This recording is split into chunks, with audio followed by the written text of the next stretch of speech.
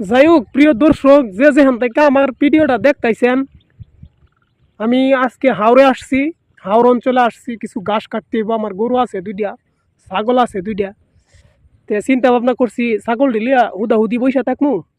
যদি এক বস্তা ঘাস কাটিয়ে নিয়ে আর হারি, তাহলে কালকে দিনও কার হারাম। ঘাস কাটছি, 2-3 বস্তা ঘাস হইব, কাটে রাইকে আসছি। এটি গরুরে অলরেডি খাওয়াইতে আসি।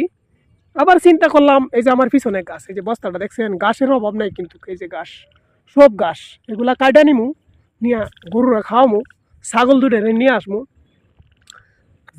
যাই করেন না কেন, জীবনে কাজকে প্রাধান্য দিবেন, অন্যদিকে মনোযোগী কম দিবেন। জীবনে টাকা ছাড়া আপনাকে কেউ মূল্যায়ন করবে না। আপনার যদি টাকা থাকে, সবাই আপনাকে তেল মারবে। টাকা নাই, কেউ আপনার তেল মারবো না। এটাই বাস্তবতা প্রিয় বন্ধু। এই যে কাজ কাজ কাজ দেখছেন আমার পিছনে সব গাছ, এগুলো আমি কাটে নিব।